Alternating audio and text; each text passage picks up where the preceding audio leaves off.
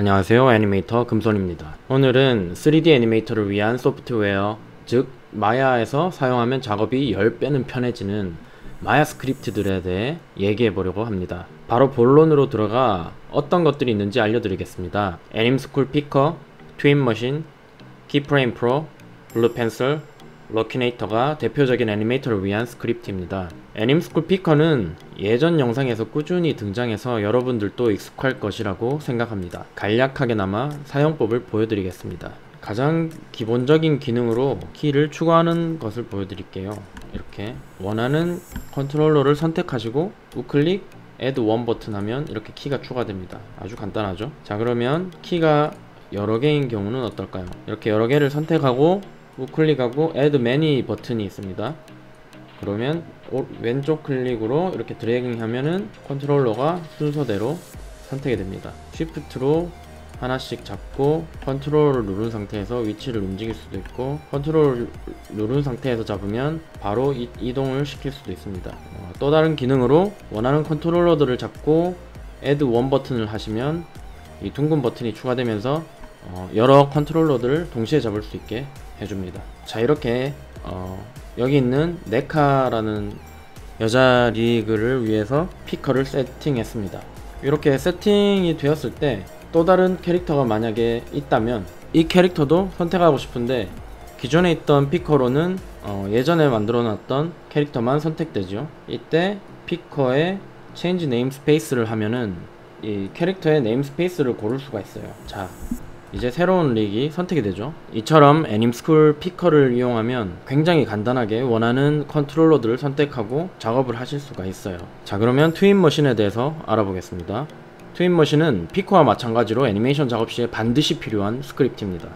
이 스크립트는 선택이 아니라 필수니 반드시 설치해서 사용하시기 바랍니다. 아이디어는 간단합니다. 두 키프레임 사이에 새로운 키를 추가해 주는데 퍼센티지 값을 넣어줍니다. 블로킹 작업 시에 easy in, easy out, in between을 만들 때 매우 유용합니다. easy out이나 easy in을 추가할 때는 간단히 전체 키를 다 잡고 원하는 퍼센티지를 넣어주면 됩니다.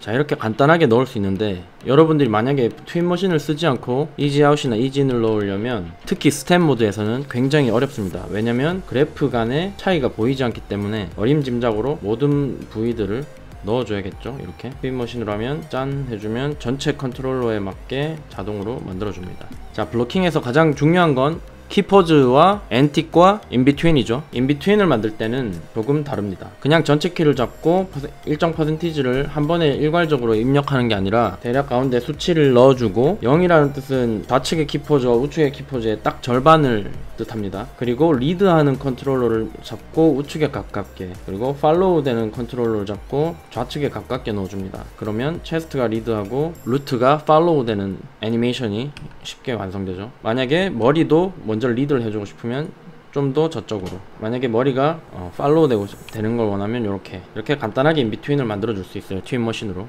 그리고 특정 어트리뷰트만 적용하고 싶으면 그 어트리뷰트를 선택하고 값을 입력해주면 해당 어트리뷰트만 수정이 되는 게 보일 거예요. 키프레임 프로는 레퍼런스 영상을 마야 타임라인과 싱크해서 타이밍을 매칭해서 작업할 수 있도록 해줍니다. 영상과 마야의 애니메이션이 일치하는 게 보이시죠? 그런데 이 키프레임 프로는 단독으로도 매우 유용하지만 핀미라는 핀 프로그램과 함께 사용할 때 매우 유용합니다. 핀미를 사용하면 투명도를 넣어줄 수 있어 카메라 뷰에 오버랩해서 더욱 간편하게 작업이 됩니다. 자, 이렇게 50% 투명도를 적용해서 오버랩을 하면은 레퍼런스 영상이 뒤에 깔리게 되죠. 만약에 레퍼런스를 더 정교하게 찍어서 실제 마야 씬과 같은 크기라면 더 작업할 때 유용하겠죠? 이런 식으로. 자, 이렇게 레퍼런스 영상을 볼 때뿐만 아니라 플레이블라스트 뽑은 영상을 활용할 때도 매우 도움이 됩니다. 이렇게 예전 영상과 현재 마야 버전을 비교해가면서 어떤 부분이 차이가 있는지를 바로바로 비교해서 볼 수가 있어요. 키프레임 프로에는 그림 그리기 기능이 있습니다. 자, 이렇게 영상에 드로우 오버를 할 수 있는 거죠. 뭐 이런 식으로요. 뭐 랜덤하게 그려보겠습니다. 프레임 넘기고, 자, 여기 어니언 스킨을 키시고, 또 이렇게 스페이싱 체크나 아크 체크 할 때도 유용하고, 이 부분 키포즈를 바꿔야겠다 할 때도 이렇게 다시 그려서 마야에서 작업할 때 저 드로우 오버된 라인들을 참고해서 작업하기에 굉장히 유용합니다. 좀 더 나아가 응용법으로 지금 수정할 캐릭터를 제외한 모든 캐릭터들을 영상으로 뽑은 후에 오버랩 시켜서 지금 수정하고 싶은 캐릭터만 작업할 수 있습니다. 자, 이렇게 키 잡고 싶은 여자 캐릭터만 끄고 나머지 전체를 플레이 블라스트 해줍니다.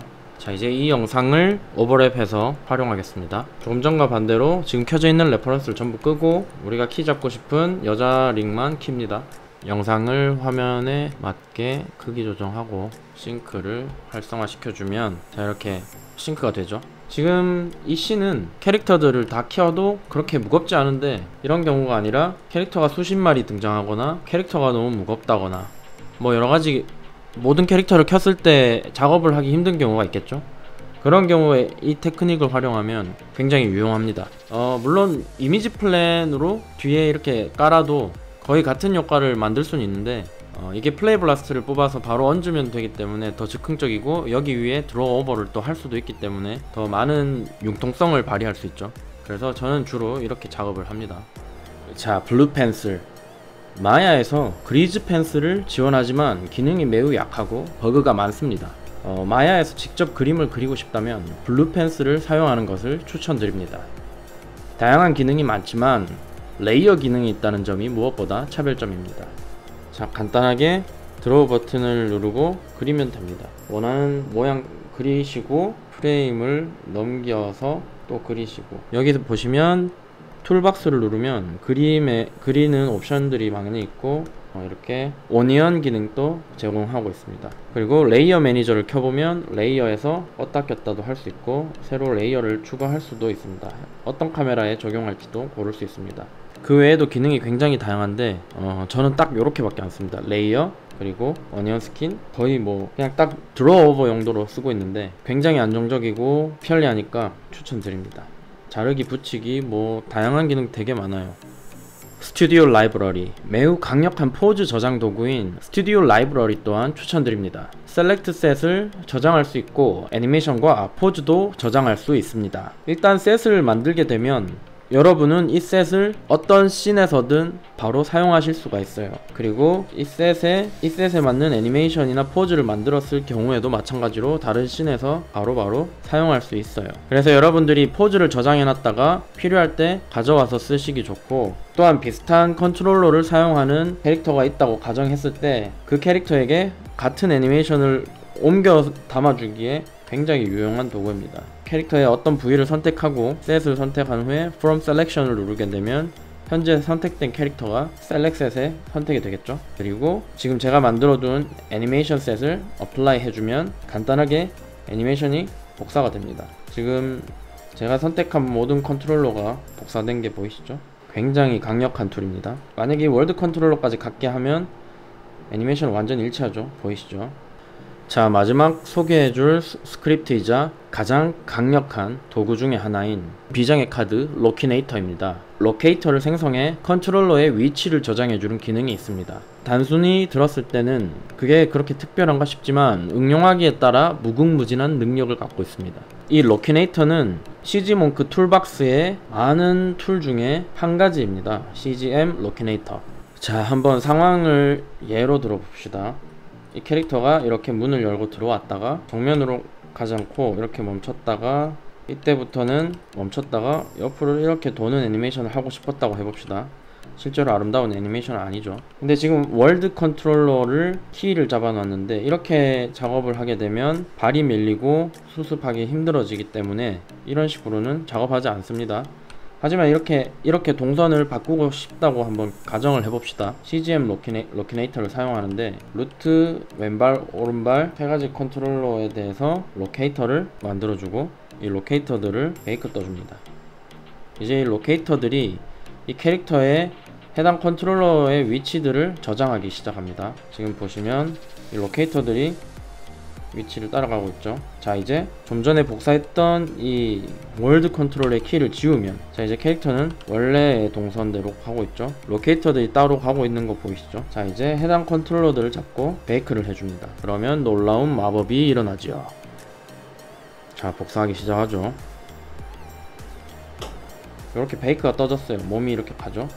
이런 식으로 키를 저장해주고 싶을 때 이 CG 로케이터를 사용합니다. 가장 대표적으로 사용되는 게 그냥 제자리 사이클인 캐릭터를 월드 축으로 앞으로 보낸 후에 로케이터의 위치값을 베이크 떠주고 나서 월드 축을 0으로 만들고 로케이터에 있던 키 값을 컨트롤러에 다시 옮겨주는, 이해가 되시나요? 그렇게 하면 사이클이 실제 앞으로 가는 애니메이션으로 변하게 되겠죠. 오늘은 간단히 소개를 하는 영상이기 때문에 더 복잡하게는 설명하지 않고 여기까지 말씀드리겠습니다.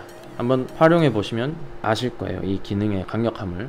한 번 더 정리해 드리자면 애님스쿨 피커, 트윈머신, 키프레임 프로, 블루펜슬, 스튜디오 라이브러리, 로키네이터, 이렇게 6가지 스크립트를 꼭 사용해 하셨으면 좋겠습니다. 감사합니다.